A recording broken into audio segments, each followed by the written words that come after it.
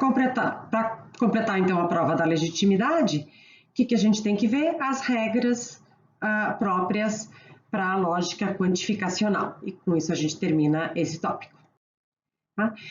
Para fazer essa prova, eu vou utilizar dois lemas que eu não vou provar aqui, porque embora eles sejam intuitivamente fáceis de compreender, eles são bem chatinhos de provar, porque eles envolvem primeiro provar algo equivalente para satisfação e depois para valor de verdade.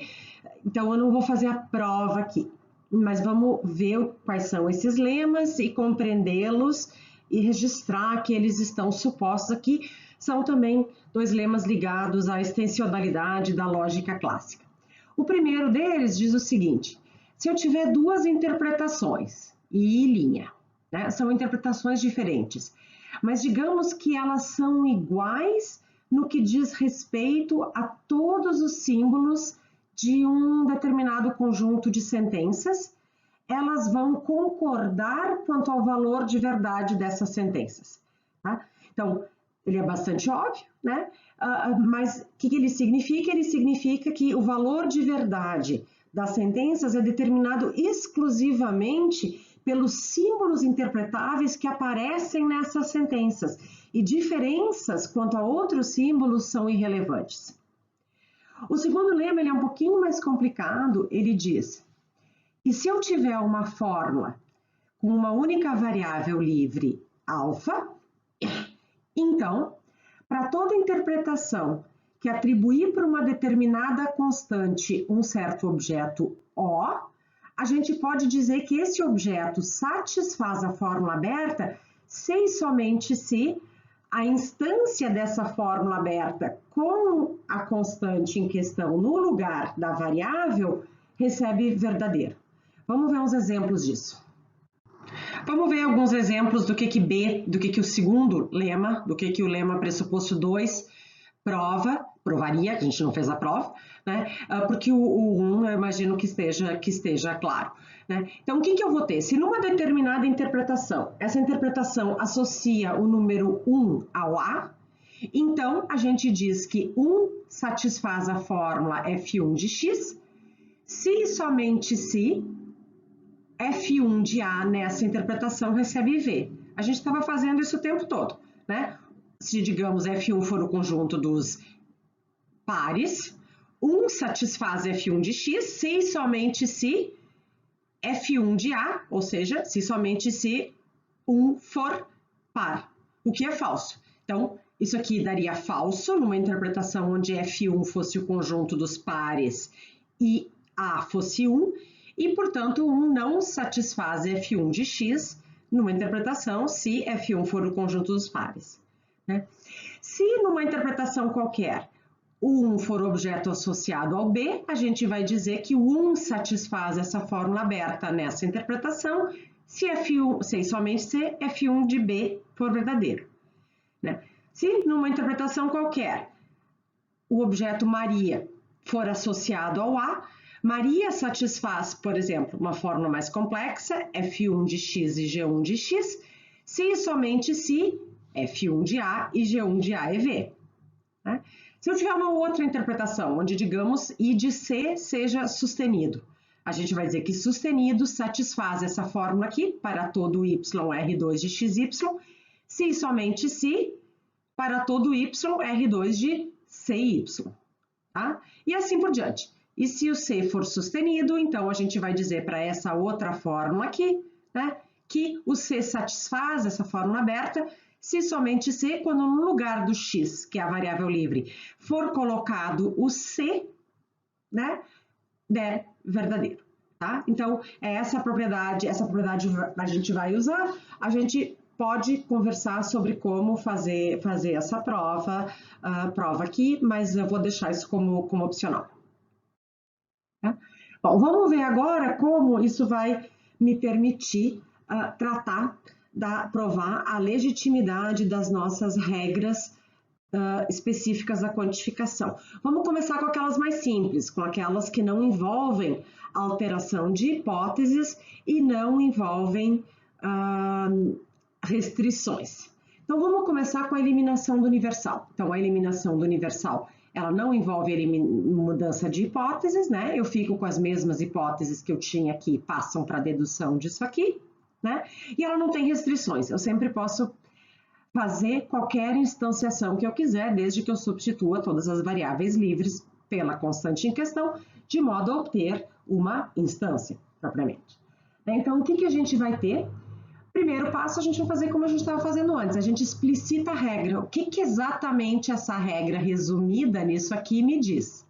Ela diz que se eu tenho uma dedução a partir de gama, onde eu chego numa universal da forma para todo parágrafo alfa, então, uma instância qualquer, onde eu tiro o quantificador e a variável e troco a variável por uma constante qualquer, vai ser uma nova dedução a partir de gama.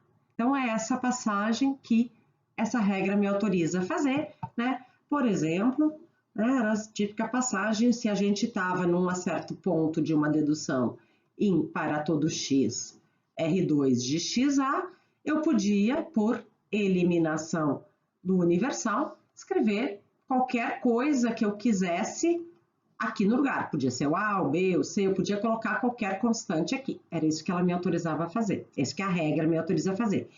Para provar a legitimidade dessa regra, o que a gente vai ter que provar?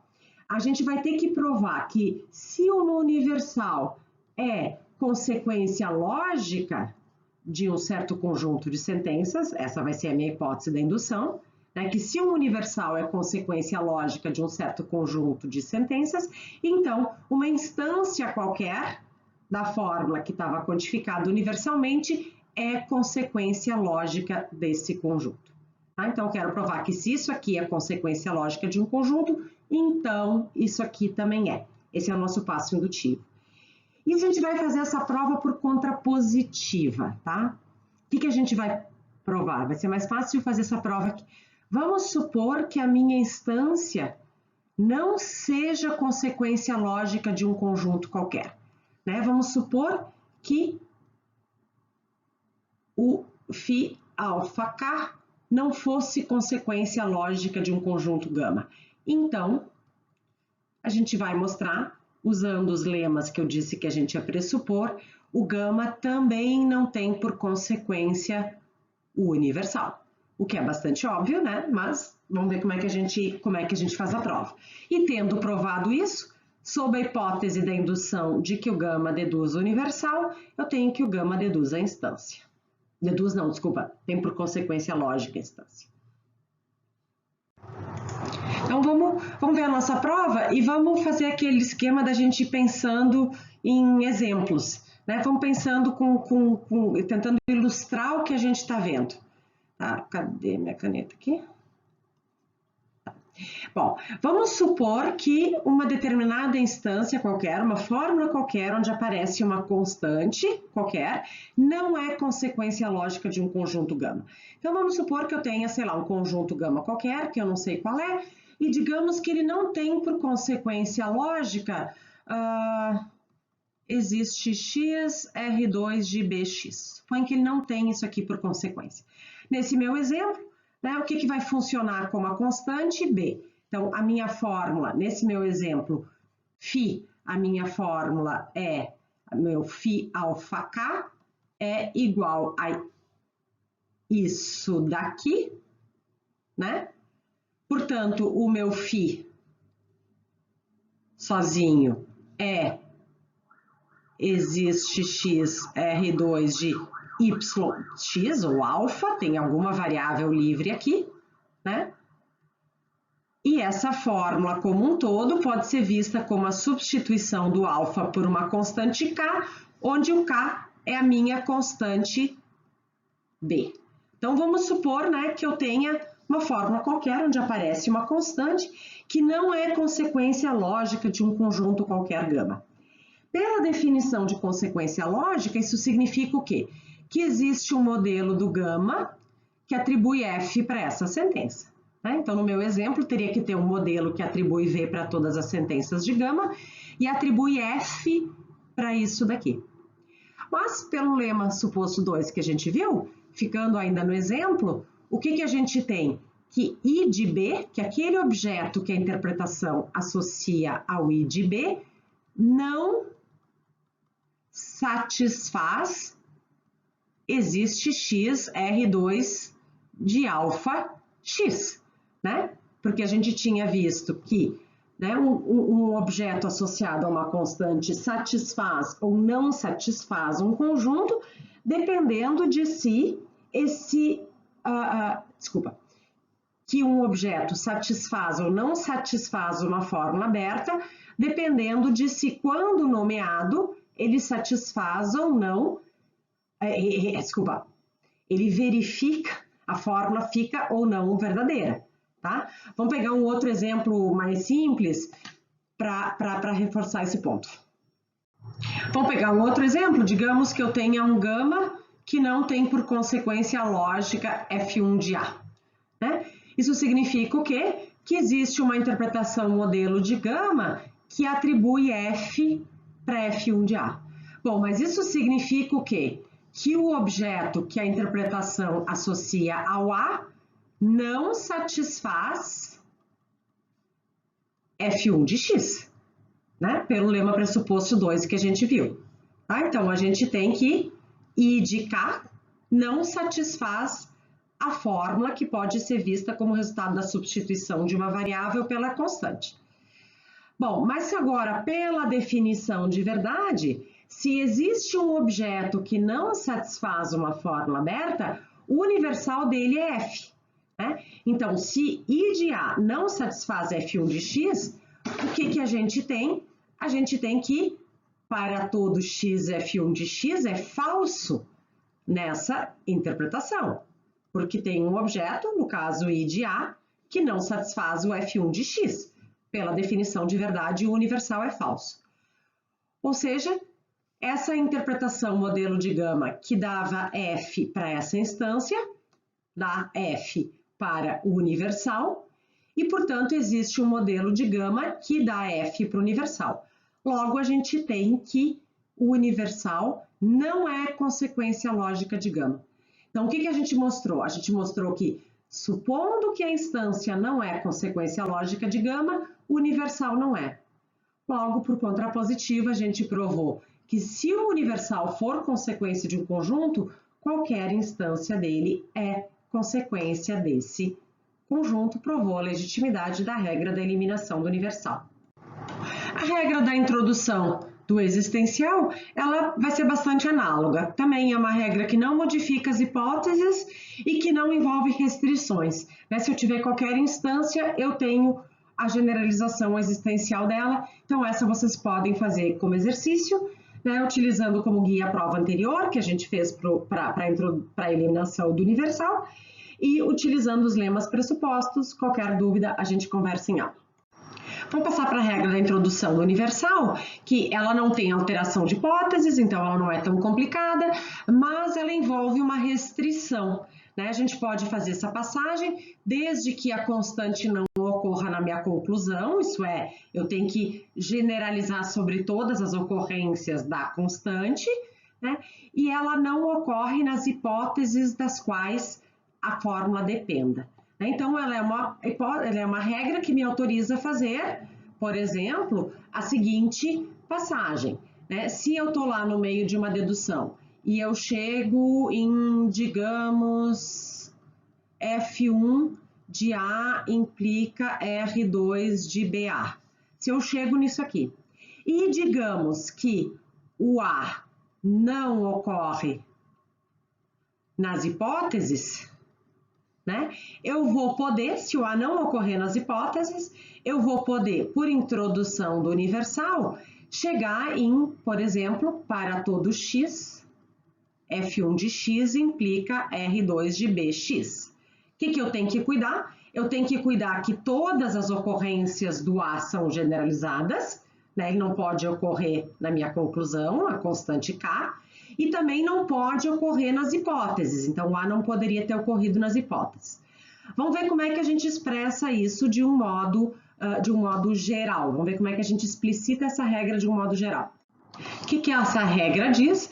Ela me diz que se a partir de um conjunto gama qualquer, nós deduzimos uma fórmula que contém uma constante qualquer e K não ocorre em gama nem em para todo alfa-φ, ou seja, se eu generalizo sobre todas as constantes, então, a partir do gama, eu consigo deduzir essa universal aqui. Essa é a passagem dedutiva que essa regra permite. Para provar que essa regra é legítima, a gente tem que provar o equivalente para consequência lógica. Isto é, né, a gente tem que provar que se uma fórmula qualquer onde aparece uma constante é consequência lógica de gama e o K não ocorre na conclusão que eu quero obter, nem no gama, então isso aqui, então a universal é consequência lógica do gama. Vamos ver como é que a gente prova esse condicional aqui. Tá?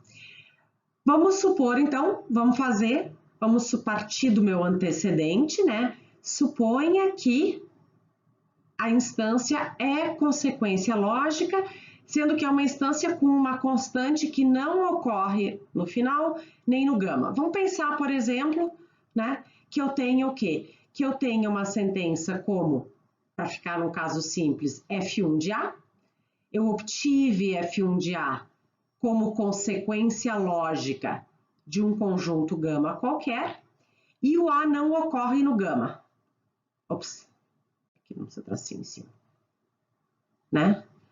E A não ocorre em nenhuma sentença de gama. O que eu vou querer provar? Eu quero provar que, nesse caso, o gama tem por consequência lógica para todo x F1 de x, por exemplo. É isso que a gente quer provar. E a gente vai fazer essa prova por redução ao absurdo. Vamos supor que eu tenha isso aqui, que eu tenho uma sentença qualquer onde aparece uma constante que não aparece no gama, e vamos supor que essa sentença seja consequência lógica desse conjunto, e vamos supor, por absurdo, que a universal, a generalização universal sobre todas as ocorrências dessa sentença não seja consequência. Vamos supor isso aqui por absurdo. Antes de avançar, vamos pensar o que ia acontecer nesse caso. Olha só, se a universal não é consequência lógica do gama, é porque tem um modelo do gama que dá F para a universal. Pela definição de verdade, se tem um modelo do gama que dá F para o universal, é porque tem um objeto do universo, tem algum objeto pertencente ao universo, tal que esse objeto não satisfaz F1 de x, pensando no meu exemplo, né? Se eu tenho um modelo do gama que atribui F para o universal, é porque tem um objeto do universo que não satisfaz F1 de x. Agora, o lema 2 vai ficar super importante de novo. Por quê? Porque o que a gente vai ter? A gente vai ter que, se esse objeto não satisfaz o F1 de x, se eu pegar uma interpretação qualquer, uma interpretação qualquer, que atribui para o A esse objeto O, pelo lema 2, como esse O, nessa interpretação em linha, não satisfaz F1 de x, eu vou ter que, nessa interpretação em linha, F1 de A é igual a F. Tá?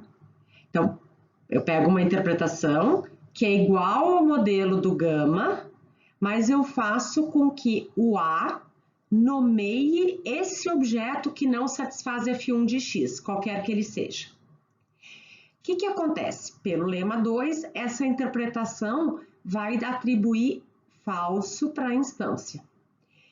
Mas pelo lema 1, essa interpretação em linha vai continuar dando V para o conjunto gama. Por quê? Porque a constante A não aparece no gama. Então, pelo lema 1, Então, vejam, eu passei de uma interpretação I para uma interpretação I', porque eu assegurei que nessa interpretação I', o A nomeasse o objeto que não satisfaz o universal. Só que ela vai continuar dando V para todas as sentenças de gama. Por quê? Porque eu só mexi na interpretação do A e o A não aparece aqui. Então, eu vou continuar tendo um modelo do conjunto. Tá? Então, vamos passar para a prova em detalhe e vocês ficam como exercício ilustrar, fazer uma ilustração mais completa disso aqui. Tá? Vamos supor que eu tenha um universal qualquer que não é consequência lógica de gama e que uma determinada constante K não ocorre no gama e também não aparece aqui, que a generalização foi universal. Tá? Pensem num exemplo, façam como exercício pensar num exemplo. Como o universal não é consequência lógica do gama, tem uma interpretação modelo do gama que atribui F para o universal.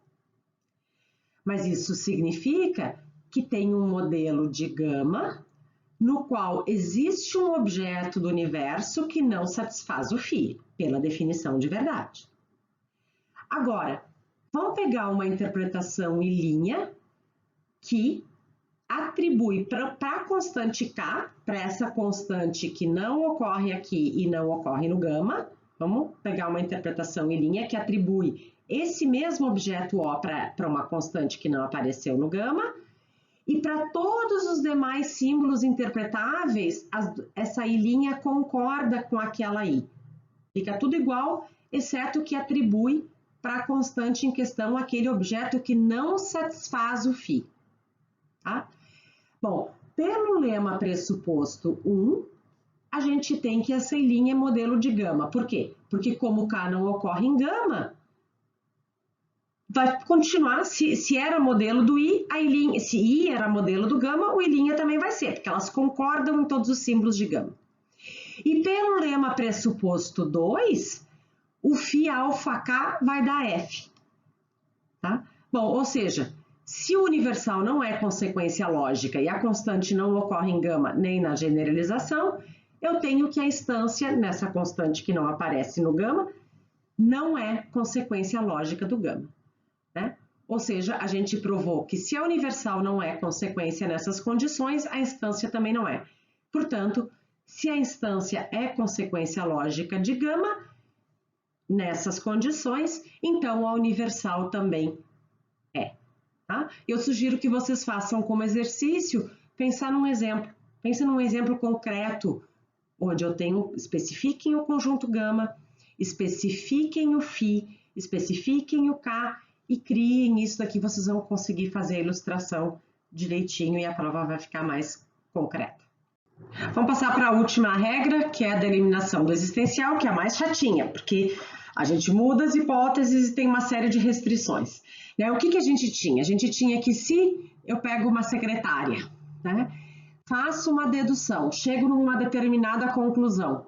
Se no fim das contas eu vejo que essa minha dedução não dependeu de nenhuma propriedade específica da constante K, isso é, se a constante K não aparece em outras hipóteses eventualmente utilizadas, não aparece na minha conclusão, aí eu posso pegar uma existencial, na qual essa constante também não pode aparecer, e eu passo a obter uma dedução da minha conclusão anterior a partir dessa existencial, cortando a suposição aqui dessa que eu estou chamando de secretária.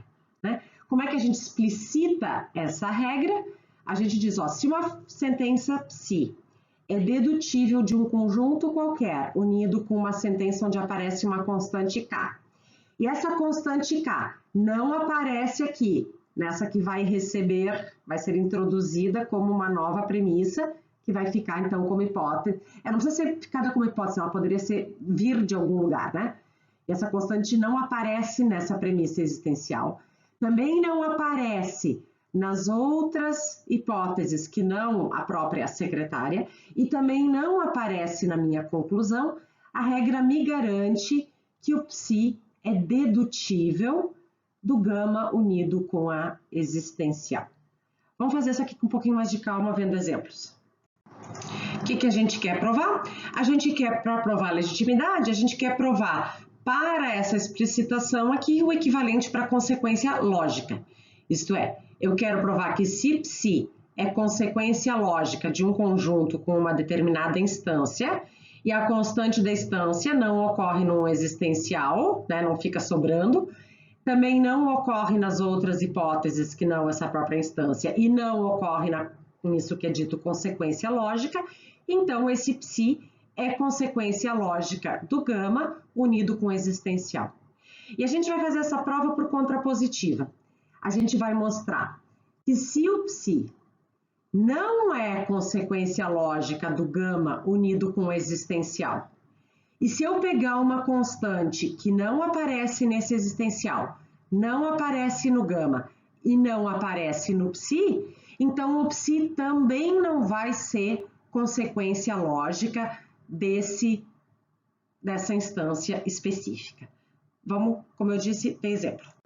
Então, vamos supor que eu tenho uma sentença psi qualquer. Aqui no meu exemplo, o meu psi vai ser essa aqui, existe x, r de x. E vamos supor que esse psi não seja consequência lógica de um determinado conjunto unido com uma sentença, com uma existencial qualquer. Esse é meu exemplo aqui, né? Do fato de todo f ter A como imagem e do fato de existir um f, não se segue que algum objeto tenha a si mesmo por imagem. Então, aqui a gente tem um exemplo onde, se eu pegar o gama unido com esse existencial aqui, eu não deduzo uma determinada consequência qualquer, que é o meu psi, tá? Então, vamos supor, isso eu estou exemplificando aqui, mas vamos fazer o raciocínio para o caso geral, tá? Como eu tenho que o meu psi não é consequência lógica do gama unido com o existencial, por definição de não ser consequência lógica, eu tenho um modelo do gama unido com o existencial que atribui f para a minha sentença psi em questão. Então, por exemplo, aqui, se eu pegar, dado que o psi, que é isso aqui, não é consequência lógica do gama unido com o existencial, né, é porque eu tenho um modelo que dá V aqui e F aqui. Por exemplo, esse modelo aqui, eu tenho esses objetos no universo, eu tenho aqui que todo F, que é o cifrão, tem o A, que é o arroba por imagem, então a primeira deu verdadeira. Eu tenho que existe um F, que é o cifrão, mas eu tenho que nenhum objeto tem a si mesmo por imagem. Então, eu estou ilustrando isso aqui, mas isso é só uma ilustração. O fato é que para qualquer sentença, se ela não for consequência lógica de um conjunto unido com o existencial, tem um modelo disso aqui que atribui F para a sentença. Bom, como eu tenho que essa interpretação é modelo de um existencial φ, para o existe alfa φ, tem um objeto do universo que satisfaz φ, pela definição de verdade para existenciais. No meu exemplo aqui, o cifrão, né? Como esse existencial existe alfa φ, como o meu existe x recebe V, é porque tem um objeto que satisfaz F1 de x. No caso, no exemplo, o cifrão. Tá? Agora, o que a gente faz? Vamos pegar uma outra interpretação, então, às vezes até a mesma pode ser, mas às vezes tem que trocar, mas o que é garantido é que eu vou encontrar uma. Vamos pegar uma interpretação e linha e vamos fazer com que o K, que é essa constante que não ocorre nem no gama, nem aqui, nem na conclusão, vamos fazer que o I' do K seja esse objeto que não satisfaz o φ em I. E para os demais símbolos interpretáveis, vamos deixar tudo igual. Ou seja, vamos pegar uma outra interpretação com o mesmo universo. Os símbolos interpretáveis que não a constante K ficam iguais, mas a gente assegura que essa constante K, que no meu exemplo é o B, passe nessa interpretação a nomear exatamente aquele objeto, tá? Aquele objeto B que satisfaz o existencial. Tá? Aqui, nessa minha interpretação original, o B não o objeto nomeado pelo B não satisfazia o existencial. Mas a gente vai pegar, então, alguma onde a gente deixa todo o resto igual, mas assegura que o B passe a nomear aquele objeto que na interpretação original satisfazia esse existencial aqui. O que vai acontecer? Vai acontecer que, como a constante em questão não ocorre no gama e não ocorre no psi, em I', eles vão ter o mesmo valor de verdade. Ou seja, o gama vai continuar sendo V, todas as sentenças de gama vão continuar sendo V no I', e o psi vai ser F. Né? Se vocês olharem o exemplo aqui, nessa minha interpretação I', esse aqui continua V, todo F tem o A por imagem, o cifrão tem o A, é o único F, tem o A por imagem, né? E o psi, que era R de XX, recebe F. Isso fica igual, por quê? Porque não mexi no significado desses símbolos que estão aí. Então, pelo lema 1, isso aqui vai continuar com o mesmo valor de verdade. Por outro lado, como o I' do K, como eu associei ao K, exatamente aquele objeto que satisfazia a fórmula do existencial, né? E como eu tirei todas as ocorrências, né? Como K não aparecia antes, não pode ser. Vocês podem pensar em exemplos, o que aconteceria se eu não cuidasse isso aqui, tá? Mas o que vai acontecer? Pelo lema pressuposto 2, esse objeto aqui, né? Isso que o I' aqui no meu exemplo, o cifrão é associado ao B, isso que o I' associa ao K, vai satisfazer o φ. E pelo lema pressuposto 2, φ alfa K vai dar verdadeiro, ou seja, a instância vai dar verdadeira. Mas isso significa que eu encontrei o quê? Eu encontrei uma interpretação que dá V para o gama, porque essa minha I' é igual ao I no que diz respeito ao gama. Dá F para o psi, porque o meu I' é igual ao I no que diz respeito ao psi. Mas ela dá V para a instância em questão. Por quê? Porque eu peguei uma I' que justamente atribui para a instância usada aquele objeto que satisfazia o existencial. Bom, mas aí eu encontrei uma interpretação modelo de gama com instância que falsifica a sentença, né? Ou seja, eu mostrei que se eu tenho que psi não é... Opa, aqui tem um erro, eu vou só corrigir aqui, só um pouquinho. Aqui, ó, não vou escrever de novo. Aqui eu tenho, que é um existe alfa φ, né? Se eu tenho que o psi não é consequência do gama unido com existencial, se eu pegar uma constante nova, uma constante que não apareceu aqui, que não apareceu no gama e que não apareceu no psi, o psi também não vai ser consequência dessa instância.